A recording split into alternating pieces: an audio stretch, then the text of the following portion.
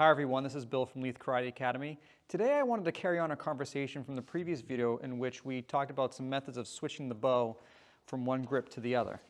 Today I want to continue that discussion by showing you some methods that I like to use when working with a partner on how to practice quickly switching our grip and working on a strike from each side of the body. So the first method we're going to work on is taking 1 foot forward, having the bow in our hand, just nice and simple, going across the floor, whether we're doing a sliding switch or an over-under switch, chambering the bow up and stepping into strike. Switch your hands, step into strike. Like I said, that works whether we're doing the over-under switch or the sliding switch. Either way, we're going to chamber that bow up to our shoulder, step forward and strike, switch the grip, step forward and strike.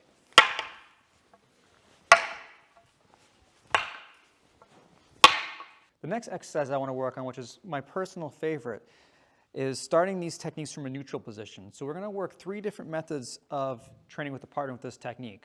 The first method, we're just going to start in a neutral stance, chamber the bow to your shoulder, step forward and strike.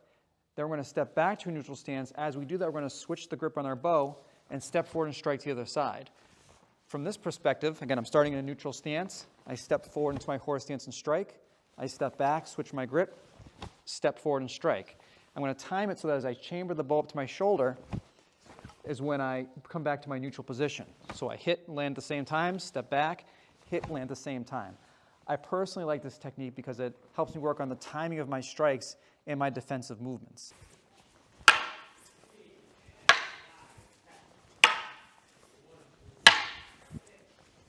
Before you practice this technique with a partner, you can practice solo. So like I just showed you, you can step forward and strike, working your technique and your hand shift. And then you can do the same movement but stepping backwards. So I step backwards, strike, step back up, step backwards, strike, step back up. And then the third way you're going to practice is you're going to be moving forward and backwards, offensively and defensively while you do the technique. So I can step forward, strike. I'm going to step back, switch my grip, and then step backwards, strike. I'm just going to keep shifting forward and backwards. And then I can practice at both sides of the body, stepping in, striking, stepping back, striking.